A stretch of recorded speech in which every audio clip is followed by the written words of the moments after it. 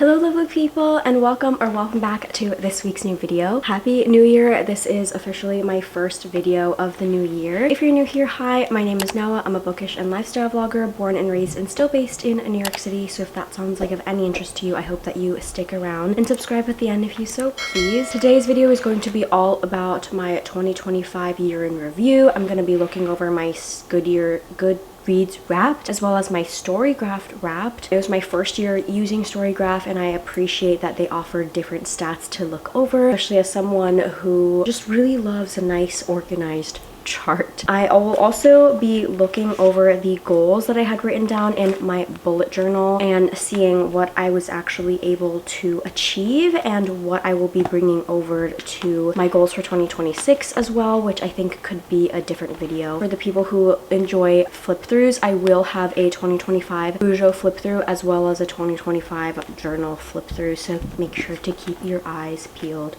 for that. This year I read 102 books. My goal originally was to read 100 and I surpassed that. Barely made it through. I did read a lot of books in December because I was so behind for a lot of the year. So I'm hoping that I can be a little bit more on top of it this year, since I am also going to be keeping that same goal of 100 books. You can follow me on Storygraph and Goodreads. I will leave my handle in the description below. So like I said, I read 102 books this year. That added up to 34,283 pages. I don't actually know how accurate that is because of the additions. Sometimes the page counts are different, but it is still cool to see that I possibly read that many pages. The shortest book that I read was Mummies in the Morning, Magic Tree House's third book by Mary Pope Osborne. Makes sense. A lot of the books are roughly around that. And the longest book that I read was Harry Potter and the Deathly Hallows at 759 pages. I didn't really read any like super duper high fantasy where the page counts were really long. That was bothering me, sorry. My sister and I had been doing our reread of the series. It took me a long time.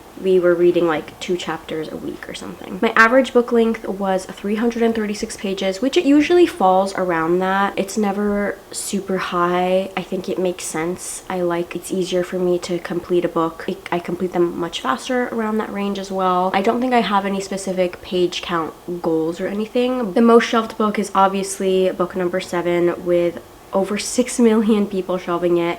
That makes sense. Is this falling? This is falling. My least shelved book was Los Aristogatitos, El Café de los Huellitas. 9 people shelved this. This book I actually purchased in Mexico City 2 years ago now, and I had been reading it hoping to finish it by the end of 2024. Didn't achieve that. This is a chapter book for children, but I love Aristocats and it seemed fitting that a book that I would try to better my Spanish with was a book with characters that I was familiar with and that I adore. My average rating was 3.2. Honestly, that's kind of low. This year I wanted to read less books than my usual goal of 150 because I wanted to practice quality over quantity, but this is pretty low. I do find that my rating every year is typically around that 3-star mark, which makes sense, I think. However, no, it's still falling, which makes sense, but I think that's kind of on the low end. I personally thought that I had less lower rated books throughout the year, but I guess not. Highest rated on Goodreads. Okay. My first review of the year was a reread of Throne of Glass. I gave this 3.75 stars, 0.75 more than my first read in 2021. I actually didn't remember a lot of the details, as you can see in my review here, but I did enjoy it. I'm really slowly making my way through the series, low-key debating whether or not I want to continue doing a dedicated video for it, just because it's been taking me so long. Maybe this year I could just bang them all out at once. And then these are all of the books that I read for the most part. I will at the very end of this have my usual video of them all, but I think because my Storygraph and Goodreads are public profiles, I'm not gonna try to scramble to include every single book in the little clips that I have because I know that I don't have all of them. My last review of the year was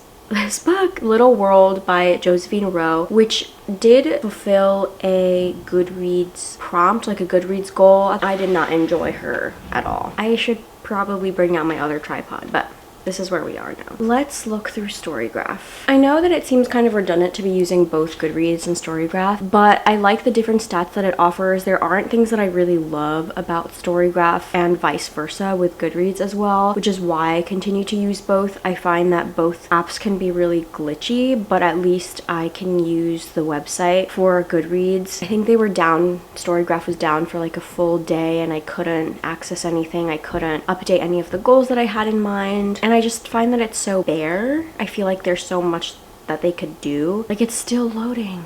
Congratulations on a fantastic reading year. Thank you so much. I think the page numbers between Storygraph and Goodreads are a little bit different, but I read a number of audiobooks as well. I think all of the ebooks that I consumed have like different page counts as well, depending on the font size, so I'm not really sure how much to trust that. But anyway, I did read about 34,000 pages. My first book, obviously, This We Know, and these are the maps that I like. I liked that this showed a mood map. I thought this was interesting when I first opened it. Lighter books push the line up and darker books pull the line down. So as you can see, as the year went on, I started to read darker books, which I feel like makes sense. But it started to go up at the end of the year, but I think that's because I was consuming a lot of the Magic Treehouse books. You felt every heartbeat on the page, chased clues down winding paths, and wandered through tales tinged with shadow. A steady rhythm of stories kept the year moving along nicely. Books and pages read per month in 2025. This makes sense to me. I feel like the summer or the fall also, or the spring rather, I dropped in number of books that I was reading, which is where I really started to fall behind. Obviously, October I read the least because I was away for half of the month and I just like wasn't really reading at all. But I really like these statistics. I met my goal. I surpassed it. I read 102%. This surprised me. The genres that I spent the most time with, that romance was number 1. Fantasy just falling under that, but I think that's also like the Magic Treehouse books, but I think romantasy kind of is a combination. Not that I read many of them, but a lot of the romance book, I think fantasy books that I had been consuming would fall under that romantasy title, and obviously that isn't a category. Contemporary being this high does make sense, and I do think that I was consuming less mysteries than typical, but I am surprised at how much more romance that I was consuming, since mystery is usually my number 1 genre, and I would say is my number 1 favorite genre to read as well. The average length of the books I read were 334 pages, which is only 2 pages off from Goodreads, and it took me 9 days to finish each book. I don't like that. Not that it like harp on anyone that is a slow reader, but I personally think that I read relatively quickly. I think that this stat has gone down because of the 2 Harry Potter books that I was reading, only 2 chapters per week. That really slowed it down, as did my Aristocats book. I was taking a really long time to read that. I typically like to finish a book within like 3 to 4 days is pushing it a little bit, but usually like 2 to 4 days I would say, because I will definitely start to get bored of the story if I don't finish it quickly enough. I spent the least amount of time reading The Message by Ta-Nehisi Coates, which is obvious. It's a very short book. I think I consumed it via audio and finished it obviously in a couple of hours, and the most time spent was 270 days on this one because I did start it from 2024 and I had attempted to read at least a chapter a day, but obviously that totally went off the rails. The authors I spent the most time with in 2025, obviously Mary Pope Osborne, author of the Little Treehouse series. Lauren Roberts, I think I started and finished the Fear Powerless series. I do have the new novella on hold at the library, but obviously it just came out, so a lot of people want to read it. It's very popular. Christina Forrest is the author of, what's that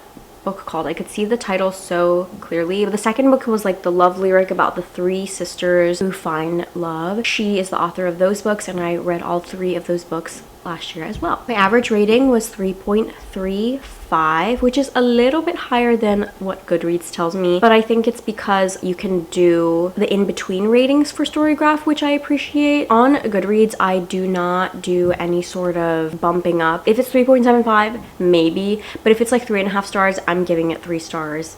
It's not a 4-star to me, otherwise I would have given it that. In 2025, I only had 8. I'm not going to count the Harry Potter books because that feels really obvious. So technically I only had 6. Dinosaurs Before Dark was a reread, but I really haven't read it in a really long time. I was surprised by how little that I had. It's a little bit sad. These are my ratings as goes. Obviously 3.25, or actually no, 3 stars was the highest, which makes sense for why my average rating is that. I do have some books that I didn't rate at all because I either DNF'd them probably, or if it's a nonfiction book, I don't typically rate those as well. You could see that the books that I rated over 3 stars, there are a higher count of those versus the books that I rated lower than 3 stars, which I find is an improvement. Some months were better than others. Ooh, I haven't seen this stat. June, my highest average rating was 3.63, and October wasn't my favorite month because the average was 3 stars because I only read like 3 books. April, I read the most with 5,019 pages. What was I reading? Maybe some long books. The other Storygraph users and your 2025 reads. This is the most shelved book. That makes sense to me. That makes sense. 629,819 users. This makes sense also. I find that interesting that this is a different stat than Goodreads. Oh, there she is. Of course, highest rated. Rate. I explored the works of 55 new authors. 43 of the books you read were part of a series. You revisited a total of 12 books this year. I DNF'd 5 books. I read 3 books from my own shelf. That is wrong. I have more than that. I just didn't mark them as owned. I know that. I have that tracked in my bullet journal. These are all the books that I read. These are fun. I really appreciate that they have different graphics, and it makes sense to me why I use different platforms to track my reading. I think now I want to look over the goals that I had in mind for 2025. I had a separate page for bookish goals as well from my regular 2025 goals. You could see here, this is my like physical TBR shelf, and I read 9 books. Okay, I had 7 bookish goals for the year. First one being read 100 books, which I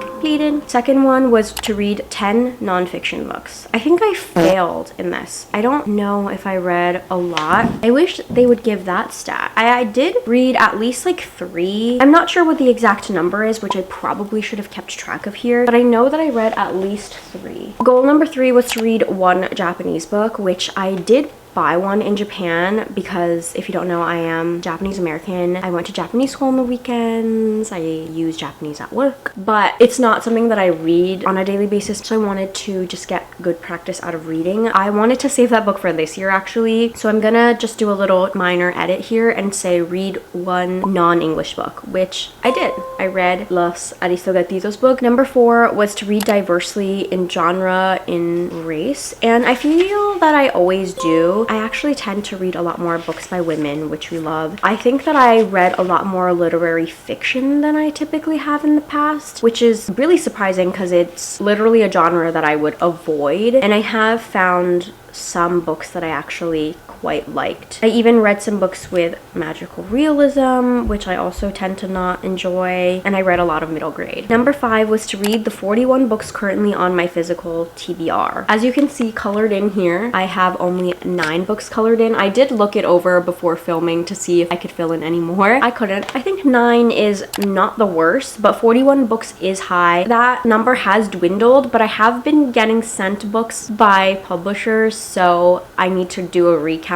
and I will discuss that in my 2026 goals video. Number 6 was to read my book of the month books in the month that they come, and I honestly was doing pretty good with this until October. I don't think I picked a book for October, and then November, December, I definitely didn't read the books that I have, so unfortunately that is the case. I did skip my January book of the month this year though, so I think it will allow me some time to catch up, because for December I did end up choosing 2 books, so I do need to get through to that backlist, and I definitely will have that goal for 2026 as well. My last goal was to complete the book of the month 2025 challenges. I did have like a mini question mark next to that one because I wasn't really sure if I could do it. Book challenges on book of the month, they have it on their app. Really depends on how many books that you're ordering. Like their book boss, I can't look back at last year's, but the book boss badge is to read 15 books to earn this badge. Obviously, there's only 12 months in the year. They do allow you to catch up on books from the previous year, but that also, like, if I had completed all of the books, then I wouldn't have anything. So it would also be dependent on how many books I was ordering per month. So I don't love this. I don't think I'll be adding this challenge again. It is fun to complete, and I have gotten a hat from them, but I honestly am not super butthurt about not completing this challenge just because it requires me to spend a lot more money on their website. I might have an easier time of doing it because I have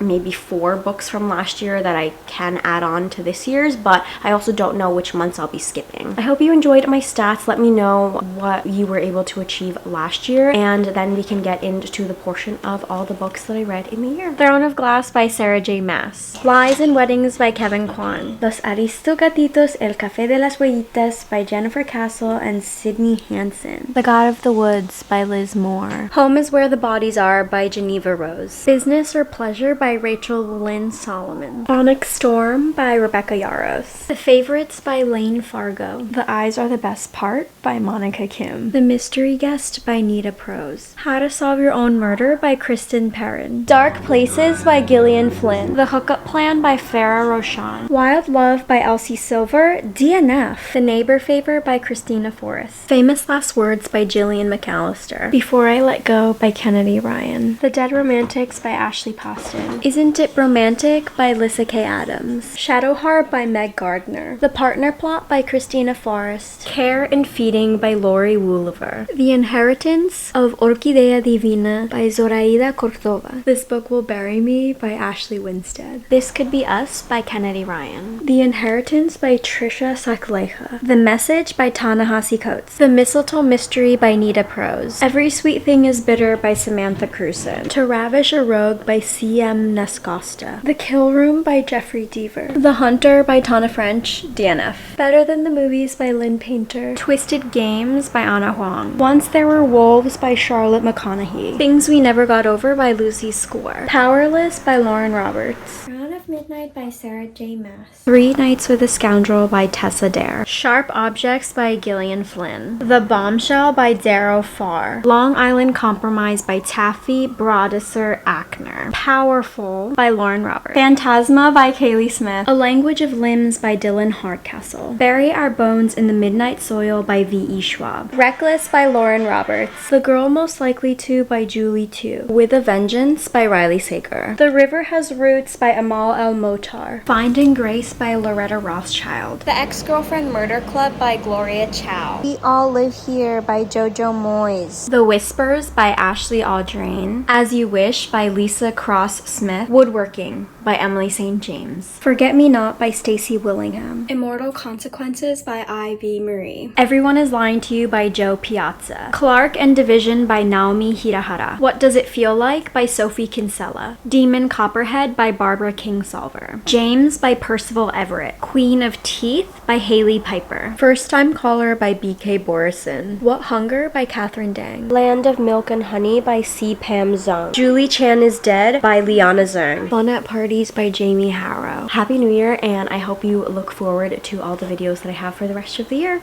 Bye!